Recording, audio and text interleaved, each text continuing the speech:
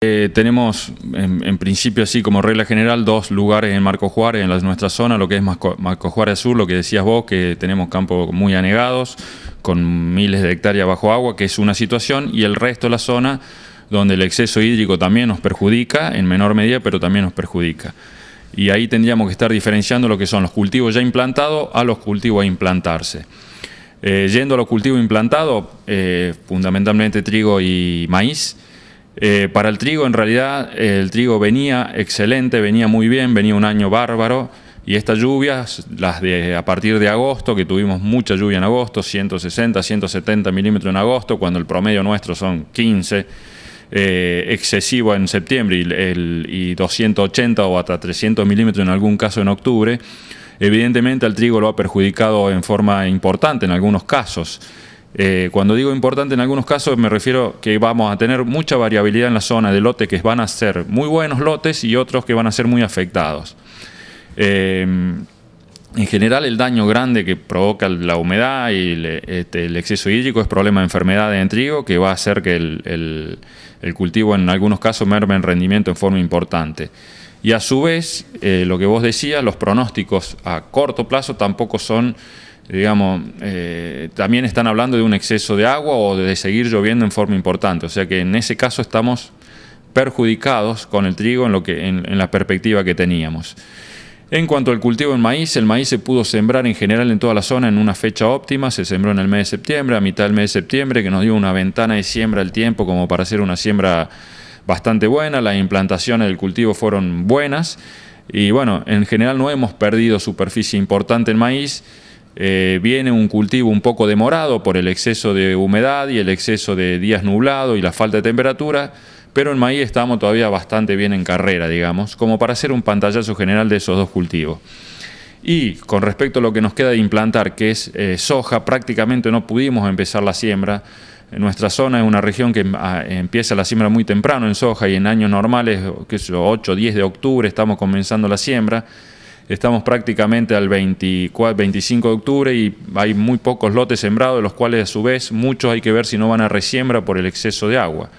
Entonces ahí sí estamos siendo perjudicados también en la soja por el atraso de la fecha de siembra. Bien, y como decía, las perspectivas son difíciles, habrá que encontrar el momento adecuado, una semana que se adapte para poder sembrar y van a querer sembrar todos al mismo tiempo, o sea que esto nos perjudica un poco, ¿no? Sí, perjudica en general porque normalmente uno planifica, el productor planifica su fecha de siembra de distintas variedades, en distintas fechas, para escalonar periodos críticos del cultivo, para escalonar cosecha. Y bueno, todo lo que se venía planificando en realidad se está amontonando la siembra porque no podemos sembrar. Tampoco por ahí el productor arriesga una siembra con suelo que todavía la temperatura no es la adecuada muchas veces y el suelo muy húmedo y frío perjudica por ahí la implantación del cultivo. Y como decís vos, por ahí se va a dar una semana de buen tiempo y vamos a estar concentrando mucha superficie en la misma semana de siembra,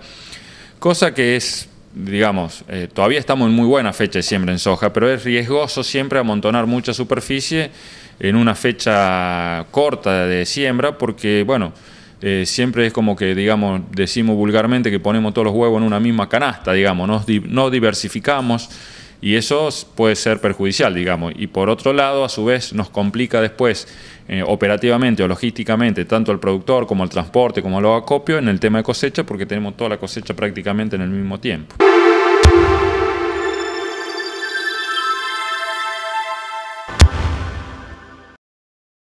Obviamente que el tema de la rotación de cultivo es un tema muy serio que tenemos, no en nuestra zona, en el país, digamos, por eso estamos,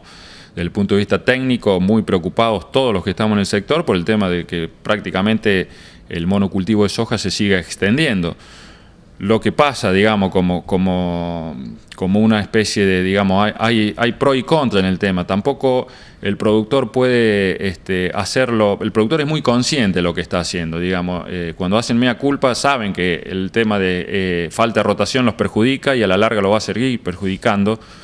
pero a su vez hay políticas, determinadas políticas que se están dando a nivel nacional que dificultan que el productor pueda rotar libremente su cultivo porque hay determinados cultivos, determinados granos que son difíciles de comercializar. Y sobre todo esto en los últimos años. Entonces por ahí es como un brete, digamos, que lo va llevando el productor a que siembre el cultivo que por ahí es más sencillo de comercializar o que tiene menos traba en la comercialización,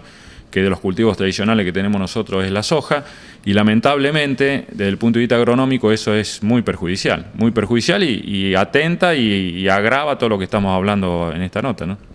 La última, Jorge, el problema es lo que viene de arriba, pero también lo que viene de abajo. La napa crece, le da satura de humedad el suelo, esto también es muy complicado, ¿no? Sí, bueno, cuando hablábamos al comienzo de la zona sur de Marcos Juárez, que podemos diferir en las hectáreas, pero de 12, 15.000 hectáreas estamos hablando seguramente.